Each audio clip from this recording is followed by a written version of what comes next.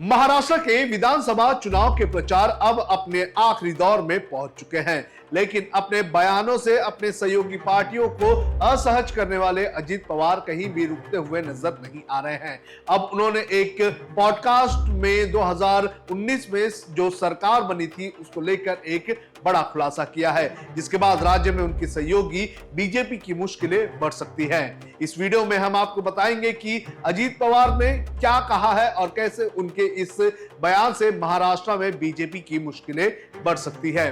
नमस्कार, आप देख रहे हैं लोकमत हिंदी और मेरा नाम है सोनू कनौजिया। सबसे पहले जान लेते हैं कि क्या कहा है अजीत पवार ने। महाराष्ट्र के डेप्यूटी सीएम अजीत पवार ने यह दावा किया है कि 5 साल पहले बीजेपी और तत्कालीन एनसीपी के बीच महाराष्ट्र में सरकार बनाने को लेकर जो बातचीत हुई थी उसमें दोनों पार्टियों के वरिष्ठ नेताओं समेत उद्योगपति गौतम अडानी भी शामिल थे।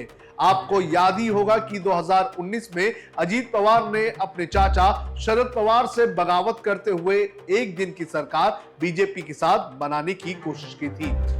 उन्होंने एक इंटरव्यू में कहा है कि सबको पता है कि मीटिंग कहां हुई थी, सब लोग उसमें मौजूद थे। वहां पर अमित शाह, गौतम अडानी, प्रफुल्ल पटेल, देवेंद्र फडणवीस और पवार साहब भी मौजूद थे। उन्होंने जोर देकर इस इंटरव्यू में कहा कि उस वक्त जो कुछ हुआ वो सब पवार साहब की पूरी जानकारी में था और उन्होंने जो भी किया एक पार्टी के कार्यकर्ता के रूप में अपने नेता के अनुसार किया था।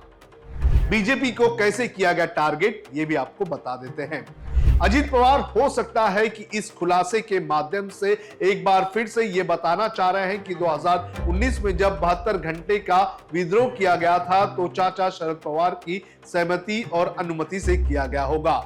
वो इस माध्यम से भले ही चाचा शरद पवार पर निशाना साधने की कोशिश कर रहे हों, लेकिन इस खुलासे से बीजेपी को वो चुप कराने का काम भी कर रहे हैं। बीजेपी ने अजीत पवार के इस सनसनीखेज दावे पर इस वक्त मौन साध लिया है।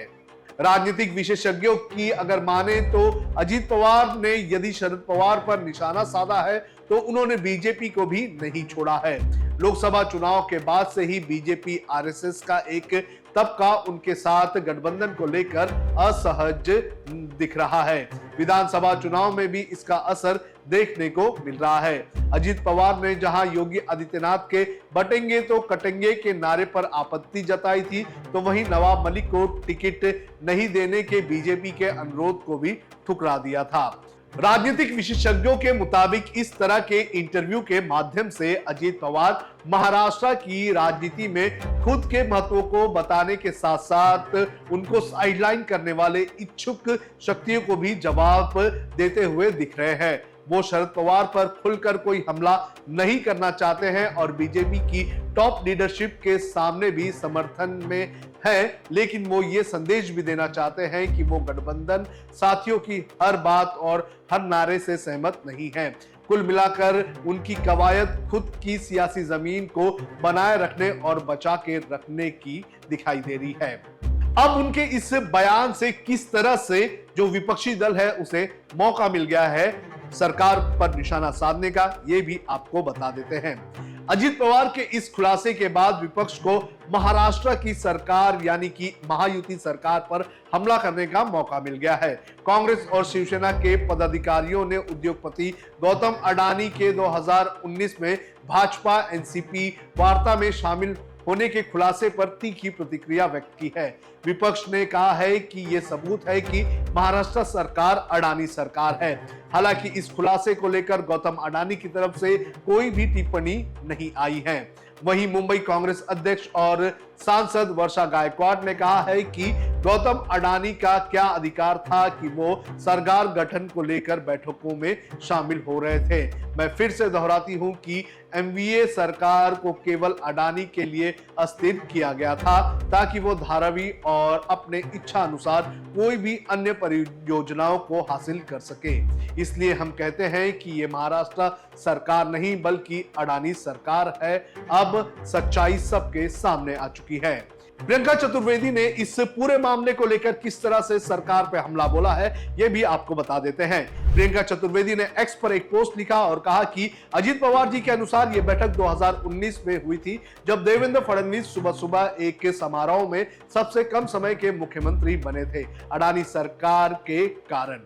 एक वरिष्ठ मंत्री के डिजिटल प्लेटफॉर्म को दिए गए इंटरव्यू के अनुसार गौतम अडानी ने यह तय करने के लिए बैठकों में भाग लिया कि कैसे असंभावित गठबंधनों को ठीक करने की कोशिश करके राज्य में भाजपा को सत्ता में लाया जाए। ये कुछ गंभीर सवाल उठाता है। क्या वो भाजपा के अधिकृत वार्ताकार हैं? क्या उन्हें गठबंधन तय करने की जिम्मेदारी दी गई है? एक व्यवसायी इतना उत्सुकता और बारीकी से महाराष्ट्र में किसी भी कीमत पर भाजपा को सत्ता में लाने के लिए क्यों काम कर रहा है? बोल धारावी बोल। इसके अलावा संजय राउत ने भी इस पूरे मामले को लेकर सरकार पर हमला बोला है। उन्होंने क्या कहा, आप खुद ही सुनिए। अजित पवार, प्रफुल्ल पटेल, ये मीटिंग बार बार होती रही और महाराष्ट्र की सरकार गिराने में गौतम अडानी का हाथ रहा। उसका मतलब, गौतम अडानी का मतलब है नरेंद्र मोदी, फडणवीस और अमित शाह का हाथ रहा। अब इस बारे में सबसे बड़ा खुलासा अजित पवार ने किया है, जो उस मीटिंग में शामिल थे। इसीलिए तो महाराष्ट्र की जो लड़ाई है, ये चुनाव की लड़ाई चल रही है, ये गौतम अडानी के खिलाफ चल रही है। ऐसे उद्योगपति जो सरकारें गिराता है, जो विधायक और सांसद को खरीद लेता है, बेचता है, ऐसे गौतम अडानी के हाथ में छत्रपति शिवाजी महाराज का महाराष्ट्र हम नहीं जाने देंगे। आपको बता दें कि महाराष्ट्र के विधानसभा चुनाव में अडानी से बड़ा मुद्दा कांग्रेस के पास कोई नहीं है। धारावी रीडेवलपमेंट प्रोजेक्ट को लेकर पहले ही विपक्षी दल और खास तौर पर कांग्रेस और शिवसेना यूबीटी बीजेपी और अडानी पर हमला करने का काम कर रही है। ऐसे में इन दोनों के पास बैठे बैठे एक और मुद्दा अजीत पवार ने दे दिया है।